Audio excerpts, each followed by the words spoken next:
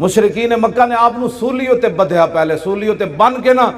پھر انہاں پورے عرب نو بلایا نا، کیا امام الانبیاء دے غلاماں نے جدہ جدہ بندہ ماریا، جنہوں نقصان پہنچایا، آؤ تے تلواراں تے نیزے لے آؤ تے چھرے لے آؤ تے چاقو لے آؤ تے تیر لے آؤ، ایک بندے کو تسی بدلہ لو۔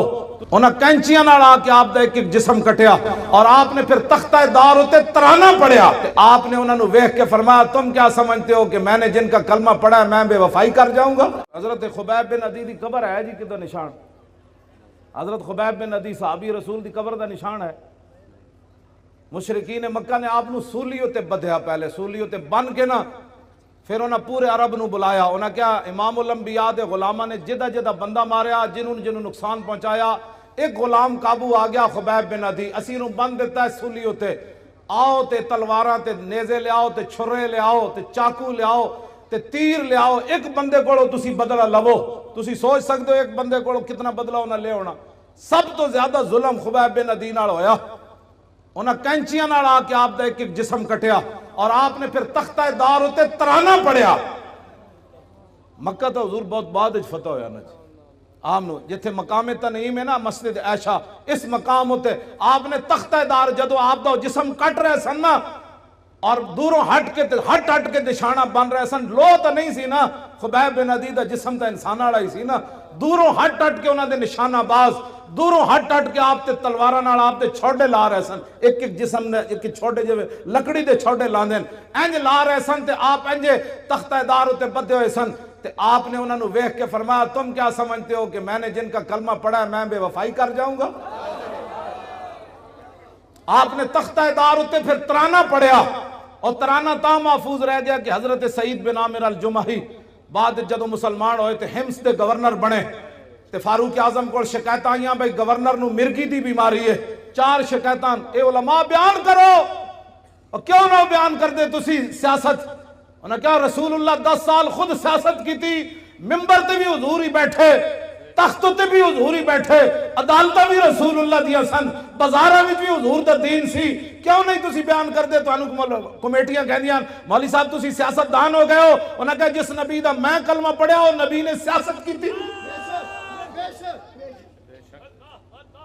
یہ حضور تاں گل محفوظ رہ گئی کہ سعید بن عامر جڑے اس موقع تے موجود سن جو کلمہ نہیں سی انہاں پڑھیا، بعد جو انہاں کلمہ پڑھ لیا، انہاں پھر صحابہ نو دسیا سی کہ انہاں نال تے آپ نو جدو حضرت عمر کو 4 شکایتاں آئیاں نا بھئی نو مرگی دی بیماری، حضرت عمر نے حمص سے جو طلب کیتا، میں جدو حمص دی حدود داخل ہویا نا جی ملک شام جدو میں گئے سی تو میری اکھاں رون لگ پئیاں سن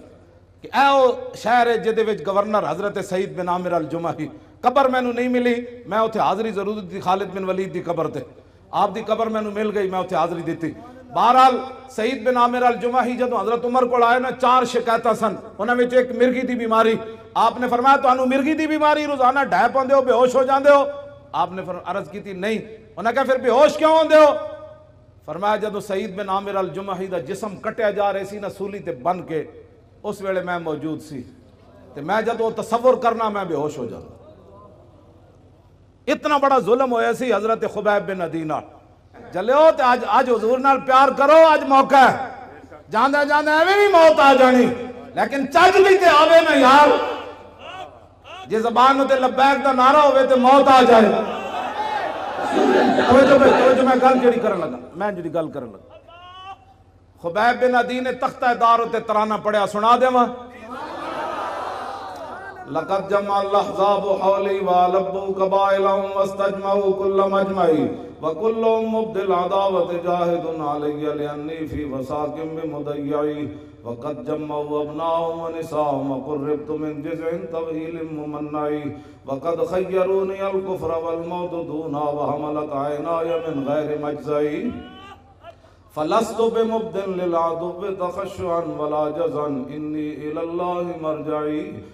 وما بي حذار الموت انی لمیت ولیکن حذاری جحم نار ملفعی۔ جب آپ دا جسم کٹ رہے سن تو اس شعر دا معنی میں فرمایا میں موت سے نہیں ڈرتا، موت تو ایک دن آنی ہے۔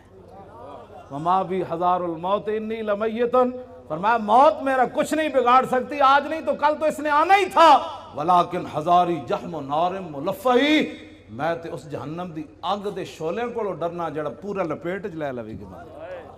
ہاں فرمایا موت سے میں نہیں ڈرتا، میں تو اس آگ سے ڈرتا ہوں کہ حضور سے بے وفائی ہو گئی تو پھر کیا ہوگا۔ آگے وَقَدْ بَدَّوْا لَحْمِي وَقَدْ يَاسَ مَسْمَعِي وَقَدْ يَاسَ مَطْمَعِي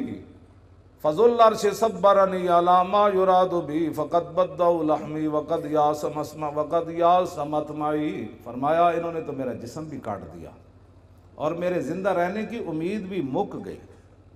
ظاہر جسم جب کاٹا جا رہا تھا تو پھر آخر میں چہرے کو انہوں نے تلواریں ماری نا، پھر آخر میں ناک کان انہوں نے کاٹے، آنکھوں کے اندر پھر برچھے تو آخر میں ڈالے نا انہوں نے، کہا کہ انہوں نے تو میرا جسم کاٹ دیا، اب زندہ رہنے کی امید بھی ختم ہو گئی۔ آگے الاللہ اشکو غربتی ثم قربتی وما ارصد الاحزاب لی عند مسرعی۔ اب میری غریب الوطنی اور میرے اوپر جو ظلم ہو رہا ہے میں اس کی شکایت اپنے رب کی بارگاہ میں کر رہا ہوں۔ کیوں جی؟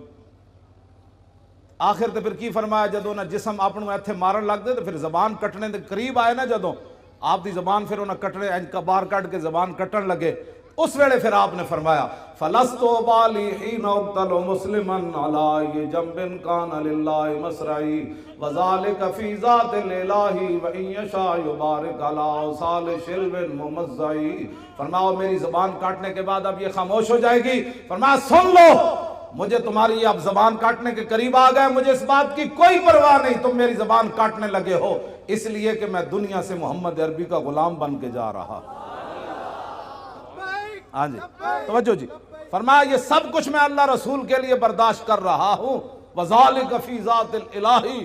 وَإِن يَشَاء يُبَارِكْ عَلَىٰ أَوْصَالِ شِلْوٍ مُمَزَّعِ۔ فرمایا میرا جسم کاٹ کر تم تاڑیاں مار رہے ہو کہ ہم نے حضور کے غلام سے بدلہ لے لیا۔ فرمایا جس رب کے لیے میں نے یہ اذیتیں برداشت کی ہے نا، میرا رب قادر ہے میرے کٹے ہوئے جسم کو پھر جوڑ دے گا، ایسے کر دے گا۔